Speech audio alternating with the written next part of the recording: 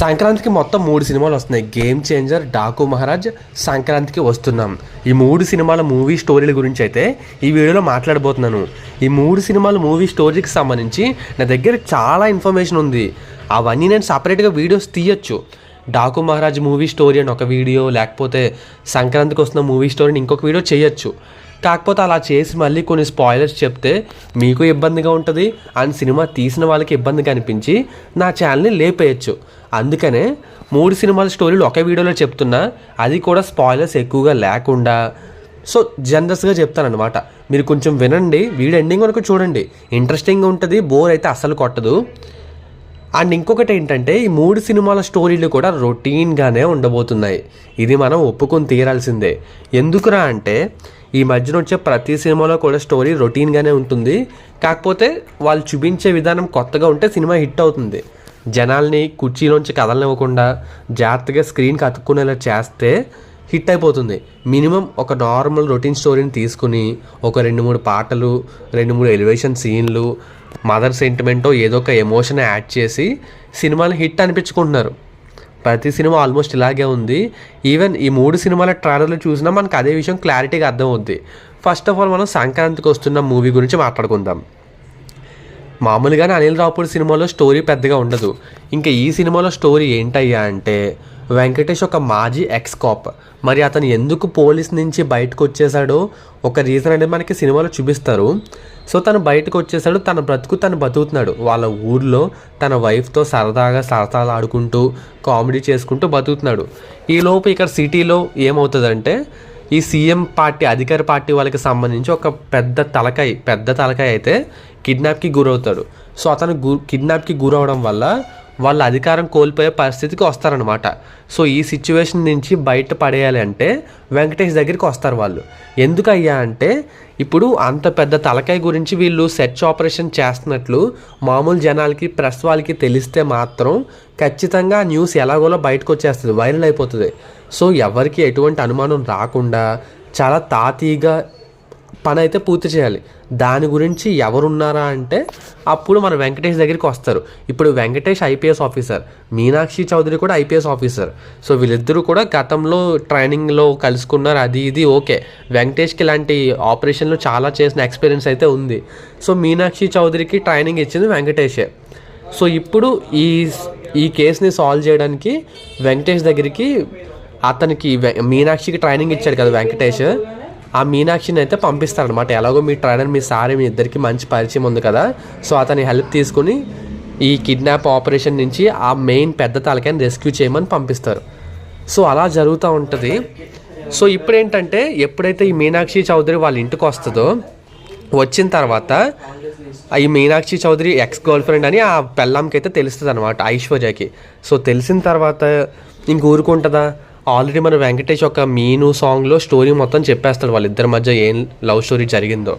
So అప్పటి నుంచి ఈ మీనాక్షికి వెంకటేష్కి మధ్య ఒక పుల్లలాగా ఐశ్వర్య అయితే ఉంటుందన్నమాట. సో ఎప్పుడైతే ఇలా మనం వేరే చోటుకి వెళ్ళాలి, అక్కడ ఒక పెద్ద తలకాయని కాపాడాలి, రెస్క్యూ ఆపరేషన్ చేయాలి అంటదో, సో నేను కూడా వస్తానని వెంకటేష్ పెళ్ళాం చెప్తుంది. సో ఇంకా తప్పక ముగ్గురు కూడా ఆ ప్లేస్కి అయితే వెళ్తారు. ఆ ప్లేస్కి వెళ్ళి అక్కడ కూడా కామెడీ పండించడం, ఇదంతా నార్మల్ రొటీన్గానే ఉంటుంది భయ్య. కాకపోతే అనిల్ రావుపూడి మంచి సీన్లు వేసి, మంచి డైలాగులు పెట్టి కొంచెం జనాల్ని ఎంగేజ్ చేయగలిగితే మాత్రం సంక్రాంతి పండగకి సినిమా హిట్ కొట్టేస్తుంది. చూద్దాం మరి ఏం జరుగుద్దో. ట్రైలర్ అయితే పర్లేదు, బాగానే ఉంది. స్టోరీ అయితే ఇదే టెంప్లెట్లో ఉంటుంది. ఈవెన్ వీళ్ళు ట్రైలర్లో కూడా మొత్తం అంతా రివీల్ చేస్తారు. ఒక చిన్న కిడ్నాప్ డ్రామా చుట్టూ సినిమా స్టోరీ అంతా జరుగుద్ది. వైఫ్ అండ్ హస్బెండ్ కామెడీ సెటైర్లు, హస్బెండ్కి ఎక్స్ గర్ల్ ఫ్రెండ్కి మధ్య ఉండే ఆ చిన్న ఇష్యూని సరదాగా చూపిస్తూ ఫ్యామిలీ అందరికీ నచ్చే విధంగా తీసే ఉంటాడు సినిమా. సింపుల్గా అయితే అంతే. ఇంకా నెక్స్ట్ డాకు మహారాజ్ ట్రైలర్ చూసి చాలామందికి నోటి మాట రాలేదు. ఎందుకంటే బాలయ్య నుంచి ఒక్క పవర్ఫుల్ డైలాగ్ లేదు. సినిమా ట్రైలర్లో సరిగ్గా డైలాగ్సే పెట్టలేదు. ఎందుకరా అంటే కొత్తగా ట్రై చేశారు. ఒక జైలర్ మూవీ చూసిన ఫీలింగ్ అయితే తీసుకొచ్చింది అన్నారు చాలామంది ట్రైలర్ చూసాక. అండ్ కొంతమంది ఈ ట్రైలర్ చూస్తుంటే, టీజర్ చూస్తుంటే కిక్ 3 మూవీ గుర్తు వస్తుందిరా అంటున్నారు. యాక్చువల్లీ కిక్ 3 మూవీకి దీనికి అక్కడక్కడ కొంచెం కనెక్షన్ ఉంది. అదేంటంటే, సినిమా ఫస్ట్ హాఫ్ అంతా కూడా మనకి వేరే సెకండ్ బాలయ్య కనిపిస్తారు భయ్య, యంగ్ బాలయ్య. ఆ బాలయ్య ఎవరు, ఎందుకు వచ్చాడు ఆ ప్లేస్కి, అసలు తన పని ఏంటి, ఆ పాప కోసం ఎందుకు వచ్చాడు. ఒక చోట ఏమో తన పేరు నానాజీ అని చెప్తాడు, ఇంకొక చోట సీతారాం అని చెప్తాడు. సో చూస్తుంటే గవర్నమెంట్ వాళ్ళు ఒక వాటర్ ప్రాజెక్ట్ గురించి అయితే పంపిస్తారనమాట బాలకృష్ణని. ఆ చంబల్ ఏరియాకి సంథింగ్ అనమాట. చంబల్ అంటే బీహార్లో ఉంటుంది. సో అక్కడికి పంపిస్తారు. సో ఆ ప్లేస్కి ఇదివరకు ఈ బాలయ్యకి ఒక కనెక్షన్ అయితే ఉంటుంది. ఆ పాప కనెక్షన్ ఎలా పెట్టారో మరి నాకైతే సినిమా చూసి తెలుసుకోవాలి. నేను అనుకుంటుంది ఏంటంటే ప్రజ్ఞ జైస్వాల్ కూతురు ఆ పాప అయి ఉండొచ్చు, లేదు అంటే ఇంకొక హీరోయిన్ ఉంది కదా శ్రద్ధ శ్రీనాథ్, అతని కూతురి పాప అయి ఉండొచ్చు. మరి ఏం జరుగుద్దో ఏంటో. ఇంకా ఇంటర్వల్ బ్యాంగ్ మామూలుగానే ఉంటుంది. సెకండ్ హాఫ్లో మళ్ళీ ఫ్లాష్ బ్యాక్. ఇక్కడ మనకి బందిపోటు బాలయ్య అయితే వస్తాడు, అసలు original Balayya. Second half flash బ్యాక్లో ఆ బందిపోటు ఈ బాలయ్య ఎవరు, ఆ బాలయ్యకి ఈ బాలయ్యకి కనెక్షన్ ఏంటి. ఇప్పుడు బాలయ్య సినిమాలో స్టోరీ ఏముంటుంది చెప్పండి. ఇద్దరు బాలయ్యలు ఉంటారు. ఫస్ట్ హాఫ్ అంతా ఒక బాలయ్య ఉంటాడు, ఇంటర్వెల్లో ఇంకొక బాలయ్య వస్తాడు.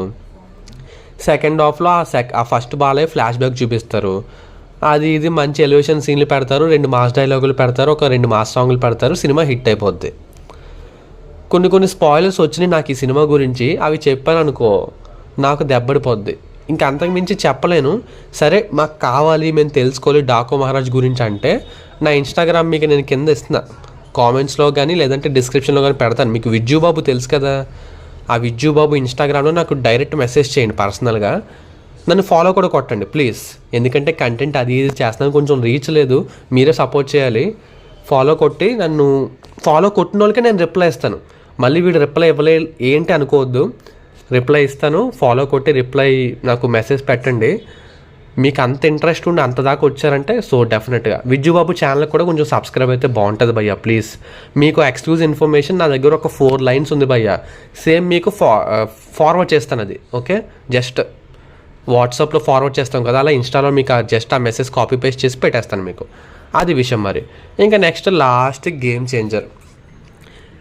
Changer movie story. స్టార్టింగ్ అంతా హీరో ఒక స్టూడెంట్ సరదాగా కాలేజ్లో చదువుకుంటాడు. అక్కడ మనకి నవీన్ ఉంటాడు కదా, సైడ్ క్యారెక్టర్లు చేస్తాడు నవీన్. అతనితో కొంచెం గ్రడ్జ్ ఉంటుంది, గొడవలు ఉంటాయి. ఆ తర్వాత కాలంలో మనోడు ఐపీఎస్ అవుతాడు. ఐపీఎస్ అయిన తర్వాత ఆ కోపాన్ని అది ఇది భరించలేక ఐఏఎస్కి షిఫ్ట్ చేస్తారు. ఇది ఒక వెర్షన్. ఇంకా కొంతమంది సోదిగాలు చెప్పే వెర్షన్ ఏంటంటే రామ్ చరణ్కి అంటే అప్పన్న క్యారెక్టర్కి ట్విన్స్ పుడతారు, అంటే 2 రామ్ చరణ్లు పుడతారు, ఒకడు ఐపీఎస్ ఒకడు ఐఏఎస్ అంటున్నారు. అది మ్యాక్సిమం నిజం అవ్వదు, కానీ మ్యాక్సిమం అయితే ఇలాగే ఉంటుంది భయ్య. మనోడు ఐపీఎస్ నుంచి ఐఏఎస్కి చేంజ్ అవుతాడు. సో చేంజ్ అవ్వడమే అటువైపు నవీన్ ఉంటాడు కదా, అతను కూడా రాజకీయాల్లోకి వస్తాడు, అతనికి కూడా ఒక పదవి అయితే ఇస్తారనమాట. సో ఇప్పుడు శ్రీకాంత్ అలాగే అప్పన్న క్యారెక్టర్స్ ఉంటాయి కదా ఫ్లాష్ బ్యాక్లో, అది మనకి సెకండ్ హాఫ్లో వస్తుంది ఫ్లాష్ బ్యాక్. అప్పన్న శ్రీకాంత్ అలాగే మన సుమా వాళ్ళ ఆయన రాజీవ్ కనకాల కలిసి ఒక పార్టీ పెడతారు. ఆ పార్టీలో మొత్తానికి శ్రీకాంత్ మోసం చేయబట్టి అప్పన్న చచ్చిపోవడం ఏదో జరుగుద్ది. శ్రీకాంత్ సీఎం అయిపోతాడు జనాల్లో మంచి పేరు తెచ్చుకుని. ఈ అప్పన్న ఫారెస్ట్ రిజర్వేషన్ గురించి ఏదో పోరాడతాడు అనమాట, అడవుల్ని కాపాడాలి సంథింగ్ ఏదో. శ్రీకాంత్ సీఎం అవుతాడు. ఆ తర్వాత అప్పన్న కొడుకు ఇంకొక రామ్ చరణ్ ఎక్కడెక్కడో పెరుగుతాడు. అండ్ అప్పన్న కాకుండా శ్రీకాంత్ ఉన్నారు కదా, శ్రీకాంత్ కొడుకు ఎస్జే సూర్య ఫస్ట్ గనుల శాఖ మంత్రి. అక్కడ గనుల్లో బాగా అవినీతి చేస్తాడు. మరి వాళ్ళ నాన్న శ్రీకాంత్ని చంపేసో లేకపోతే అతను చనిపోయాకో మొత్తానికి ఎస్జే సూర్య సీఎం అయిపోతాడు. వాళ్ళ నాన్న తర్వాత మినిస్టర్ కాస్త సీఎం అవుతాడనమాట. ఇప్పుడు మన హీరో కూడా అంటే అప్పన్న కొడుకు మొత్తానికి ఐఏఎస్ ఆఫీసర్ అయ్యాడు. సేమ్ అదే సీఎం పేషీలో పనిచేస్తాడు. చెప్తాడు కూడా డైలాగ్, నువ్వు సీఎం, నీ దగ్గర పవర్ 5 ఏళ్ళలో ఉంటుంది, నా దగ్గర ఐఏఎస్ లైఫ్ లాంగ్ ఉంటుంది, అది ఇది సో చెప్తాడు. ఇంకా ఆ తర్వాత సెకండ్ హాఫ్లో అసలు ఏం జరిగింది అనేది మనకి ఫ్లాష్ బ్యాక్ రివీల్ చేస్తారు. అంజలి క్యారెక్టర్తో ఏదో చిన్న ట్విస్ట్ అయితే ప్లాన్ చేశారంట, మరి అదేంటో సినిమా చూసే తెలుసుకోవాలి. నాకు కూడా ఇన్ఫర్మేషన్ రాలేదు భయ్యా, చెప్దామన్నా, నిజంగా జెన్యూన్గా చెప్తున్నా. అండ్ ఇంకోటి ఏంటంటే అసలు ఈ రామ్ చరణ్ క్యారెక్టర్ అంటే మనకి మెయిన్ రామ్ చరణ్ ఉంటాడు, సెకండ్ అంటే యంగ్ రామ్ చరణ్ కేఆర్ అద్వానీ క్యారెక్టర్తో డ్యాన్సులు సాంగ్లు వేసేది. సో ఈ రామ్ చరణ్ విషయంలో కూడా సెకండ్ హాఫ్లో ఒక చిన్న ట్విస్ట్ అయితే పెట్టారట. అండ్ క్లైమాక్స్ కూడా అదిరిపోతుందని చెప్తున్నారు. అండ్ మనకి సినిమాలో డ్రగ్స్ ఫైట్ ఉంది. చెప్తున్నాను మీకు, స్టార్టింగ్ హీరో ఇంట్రడక్షన్ సీన్ ఆ ఫైటే డ్రగ్స్ ఫైట్ అనమాట. ఆ తర్వాత మనకి ఎంట్రీ ఫైట్ కూడా ఒకటి ఉంటుంది, విలన్స్ని కొట్టడం అది ఇది. హెలికాప్టర్లో కత్తితో రప్ప నరుకుతాడు కదా దిగి, అదొక ఫైటు. మళ్ళీ మనకి ఈవీఎంస్ని వాటిని దోచుకుందాం అని చెప్పేసి విలన్స్ వాళ్ళు ఏపీ యూనివర్సిటీ మీద అటాక్ చేస్తారు. అప్పుడు క్రేన్ని తీసుకొచ్చి మన రామ్ చరణ్ ఆల్మోస్ట్ ఒక 500 మందితో కొడతాడనుకుంటా. అదొక ఫైటు. కియారా అద్వానీని పెళ్లి చేసుకుందామని పెళ్లి పీటల మీద ఉంటే పోలీసులు అరెస్ట్ చేసి తీసుకెళ్ళి విలన్స్కి అప్పగిస్తారు, బేడీలు వేసేసి పోలీస్ వ్యాన్కి. అప్పుడు పెళ్ళి కొడుకు డ్రెస్లోనే మనోడు ఒక ఫైట్ చేస్తాడు. మళ్ళీ అప్పన్న కూడా ఫ్లాష్ బ్యాక్లో ఒక ఫైట్ చేస్తాడు, అంటే సీనియర్ రామ్ చరణ్. ఒక ఎమోషనల్ ఫైట్ ఉంటుంది. సో ఇలా అయితే ఉందన్నమాట. ఆ ఎమోషనల్ ఫైట్లోనే అప్పన్న చనిపోతాడు. మరి అంజలి చనిపోతుందా లేదా, తన క్యారెక్టర్ని ఎలా సెట్ చేశారో చూడాలి. మదర్ సెంటిమెంట్ ఉంది, ఫాదర్ సెంటిమెంట్ ఉంది, సినిమా మొత్తం పొలిటికల్ బ్యాక్డ్రాపు, రాజకీయ నాయకులు డైలాగులు పడతాయి, సోషల్ మెసేజ్ ఉంది, భారీ సాంగ్స్ ఉన్నాయి, ఇంకా ప్రతిదీ ఉంది. ఫైట్లు ఉన్నాయి, రామ్ చరణ్ పర్ఫార్మెన్స్ ఉంది, మీకు ఏం కావాలో అన్నీ ఉన్నాయి భయ్య. మొత్తం అన్నీ మిక్సీ చేసుకుంటున్న ఆల్ మిక్స్డ్ ఫ్రూట్ జ్యూస్ మూవీయే గేమ్ చేంజర్. మరి ఇవన్నిటిని కరెక్ట్గా మిక్స్ చేశారా, టేస్ట్ బాగుందా లేదన్న దాని మీద game changer movie hit of flop అని డిసైడ్ అవుతుంది. మీకు అర్థమవుతుంది కదా. మొత్తం అంతా రొటీనే, చూపించిన విధానం బాగుండాలి, అన్నీ సమానంగా మిక్స్ అయ్యా లేదా అనే దాని మీద సినిమా హిట్ ఆఫ్ ఫ్లాప్ తెలుస్తుంది. అండ్ సినిమా సెన్సార్ టాక్ గురించి మళ్ళీ తర్వాత మాట్లాడుకుందాం. సెన్సార్ అయిపోయింది, వాళ్ళు ఏం చెప్పారో నేను తర్వాత వేరే సపరేట్ వీడియో చేస్తానులే. కానీ ఇప్పటికైతే ఇంతే. 3 సినిమాల గురించి మాట్లాడుకున్నాం కదా. స్టోరీలు రొటీన్గానే ఉంటాయి, కాకపోతే సినిమా ఎంగేజ్ చేయగలిగితే హిట్ అవుతుంది. మరి మీరు ఏ సినిమా కోసం ఎదురు చూస్తున్నారు కింద కామెంట్ రాసేయండి. అప్పటి వరకు ఉంటాను, ఇక బాయ్.